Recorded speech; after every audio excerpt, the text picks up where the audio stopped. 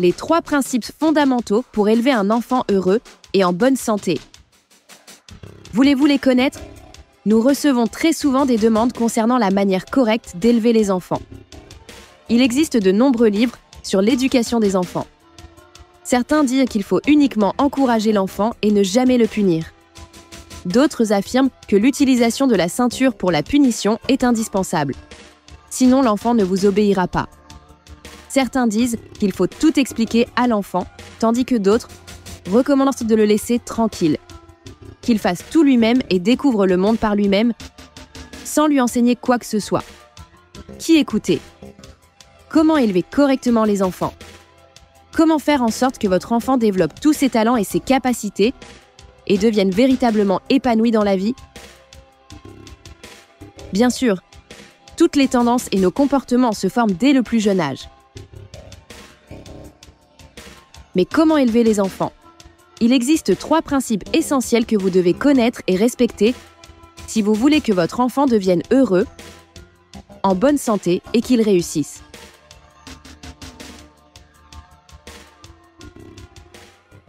Le premier, encourager l'indépendance et le travail. Il est très important, dès le plus jeune âge, d'impliquer l'enfant dans les tâches ménagères. Laissez-le vous aider à la maison, même si cela consiste à faire de petites tâches, comme plier ses affaires ou aider à mettre la table.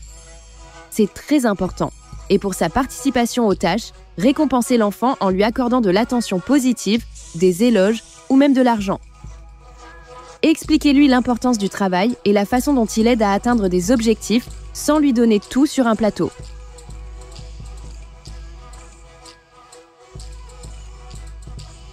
Laissez-le travailler sur ses désirs, par exemple en gagnant de l'argent pour ses jouets ou d'autres souhaits.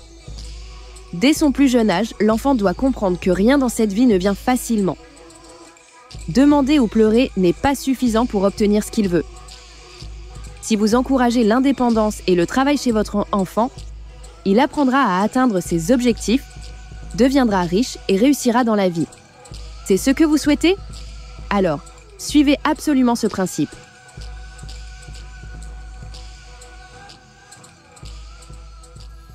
Le deuxième principe, soyez un modèle à suivre. Agissez toujours avec confiance et responsabilité. Montrez à votre enfant l'importance d'atteindre ses objectifs et de travailler sur lui-même. Menez un mode de vie actif, pratiquez du sport, enseignez à votre enfant qu'il est important de prendre soin de son corps et de son esprit. Emmenez-le avec vous pour courir, faire de l'exercice, pratiquer du yoga, faire du vélo. Tous les sports actifs sont appréciés par l'enfant lorsqu'il voit ses parents les pratiquer. Renoncez à une surprotection excessive. Faites confiance à votre enfant pour prendre ses propres décisions et aidez-le à analyser les conséquences de ses choix. Laissez-le faire des erreurs, mais il doit tout faire par lui-même. C'est extrêmement important pour le développement d'une psychologie saine chez l'enfant. Et en vous-même, développez les qualités que vous souhaitez voir chez votre enfant. Le travail, l'honnêteté, la patience, le respect des autres. Si vous ne les montrez pas, vous ne pouvez pas vous attendre à ce que votre enfant agisse de la même manière. Après tout, les enfants sont souvent de petites copies de leurs parents. Et si vous dites une chose mais que vous agissez autrement, votre enfant cessera de vous respecter et de vous écouter. Il commencera à discuter, à être capricieux et il cherchera à prouver qu'il a raison. Par exemple, si vous lui avez interdit de jouer aux jeux vidéo ou à l'ordinateur et que vous lui avez dit que c'était strictement interdit pour aujourd'hui, mais qu'ensuite vous lui avez permis, vous avez dit oui et vous avez changé d'avis. Ou alors l'enfant a demandé, s'est plaint, a pleuré. Dans ce cas, si vous cédez, cela ébranle votre autorité. Et votre enfant ne prendra plus jamais vos paroles au sérieux. C'est pourquoi il est extrêmement important d'être un modèle à suivre. Tout ce que vous demandez à votre enfant de faire, vous devez le faire vous-même. Sinon, si vos paroles et vos actions sont en contradiction, et votre enfant ne vous prendra plus au sérieux, et il ignorera vos mots. Il ne vous obéira pas. Le troisième et le plus important principe, établissez des limites et des exigences dès le premier jour.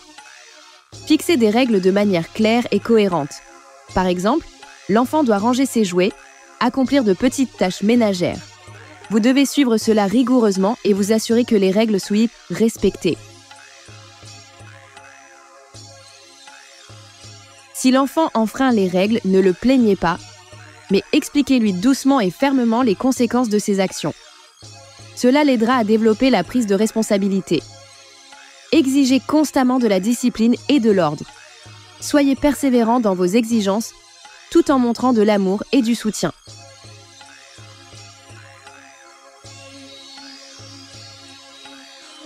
Il est très important d'établir des limites et des exigences, sinon votre enfant ne comprendra pas ce qui est bien et ce qui est mal. Il ne verra pas où il doit aller. Lorsque l'enfant est petit, il ne comprend pas encore comment agir dans la vie. Les parents sont pour lui un modèle de comportement. Ce sont les limites que l'on ne doit pas dépasser. C'est le sommet vers lequel il faut tendre. Ces dernières années, nous observons une tendance très inquiétante où les enfants, surtout les garçons, montrent de l'agressivité, y compris envers les mères et même les grands-mères. La cause de cela peut être un manque de discipline et une surprotection excessive. Sans punition appropriée et confrontation avec des difficultés, les enfants perdent la notion des limites et ne comprennent pas ce qui est bien et ce qui est mal. Si l'on remonte dans l'histoire, on peut voir que l'éducation des enfants dans différentes cultures offre des perspectives intéressantes. Par exemple, au Tibet, les enfants destinés à des rôles importants dans la société, tels que les dirigeants, les riches responsables ou les héritiers du trône, sont soumis dès leur plus jeune âge à une discipline stricte, comprenant des exercices physiques et des difficultés. Ils étudient les arts martiaux et résolvent constamment des tâches complexes dès leur enfance. Cela les aide à devenir forts et prêts pour des rôles de leadership. En revanche, les enfants issus de familles plus pauvres ou moins strictes deviennent souvent plus mous et impuissants, car ils ne sont tout simplement pas enseignés à surmonter les difficultés. Assieds-toi, repose-toi, tu auras encore le temps de travailler. Cette éducation détruit l'enfant, le rendant très passif, paresseux et susceptible. Un fait intéressant, les nobles, les princes et les futurs rois avaient toujours un ami qu'ils appelaient le souffre-douleur. Comme l'héritier ne pouvait être puni, c'était cet ami qui était puni pour ses fautes. On le fouettait sous les yeux du jeune prince afin qu'il en ressente de la honte. Le prince, réalisant qu'il causait de la douleur à son ami, cherchait à se corriger et à ne pas répéter ses erreurs. C'est pourquoi, même dans les temps anciens ou dans l'Antiquité, on comprenait déjà que sans une éducation et une punition appropriée, il est impossible de faire grandir une personne forte. Il existe un proverbe oriental. Si vous voulez offrir une vie difficile à votre enfant, offrez-lui une enfance heureuse. Même les médecins ont remarqué depuis longtemps que plus tôt un enfant contracte une maladie, plus son système immunitaire devient fort. Il devient plus résistant et aucun virus ne pourra plus le vaincre.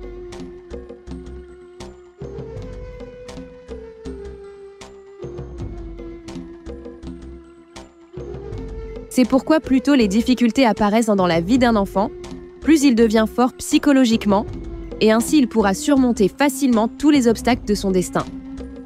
Chaque obstacle sur son chemin deviendra un tremplin pour sa croissance. Alors, votre enfant sera toujours réussi, toujours sûr de lui et atteindra des sommets incroyables.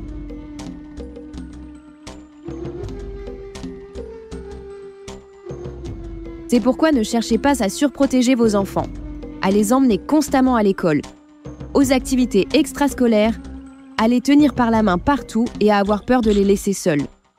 Rappelez-vous, il vaut mieux qu'$1 lui soit volé dans le bus quand il est enfant, mais qu'il en tire une bonne leçon de vie.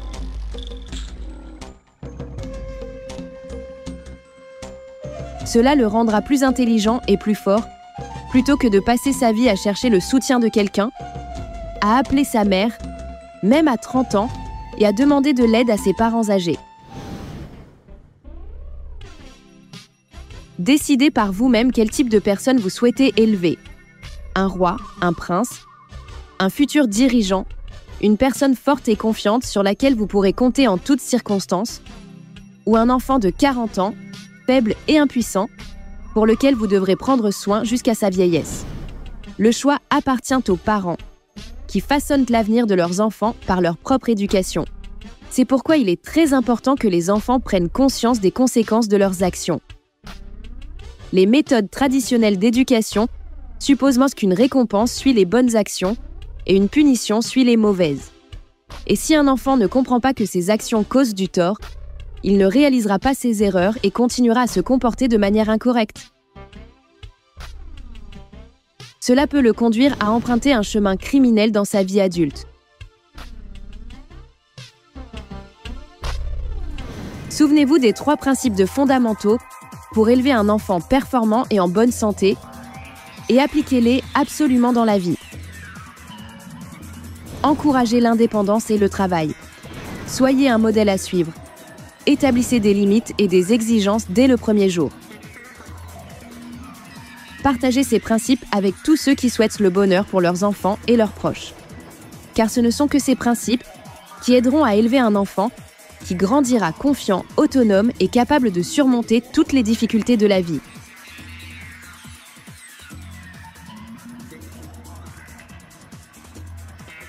Si cette vidéo vous a été utile, n'oubliez pas de la liker, de la partager et de vous abonner à notre chaîne pour ne pas manquer de nouvelles leçons intéressantes, instructives et éducatives. Il y en a tellement sur notre chaîne, explorez-les et regardez-les encore et encore. À bientôt!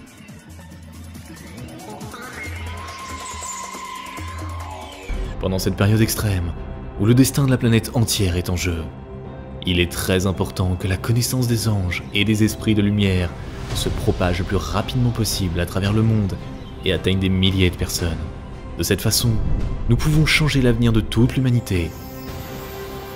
Alors nous nous tournons vers toi, chère âme de lumière. Partage la connaissance concernant nos livres sages et nos films. Partage les liens vers des vidéos ou des dessins animés. Tout cela est disponible et gratuit. Invite les femmes à des pratiques individuelles, des webinaires et des séminaires, et le grand esprit de lumière t'aidera, à toi et à ta famille, en dirigeant une énorme quantité d'énergie pour réaliser tous tes désirs. Les esprits lumineux et les anges t'aideront, à toi et tes proches dans tous les domaines. Le fil de la lumière et de l'amour de ton cœur atteint le cœur des femmes en recherche. Et la création du bien, la diffusion de la connaissance de lumière dans le monde commence. Rejoins cette mission de lumière. Aide les gens et Dieu t'aidera.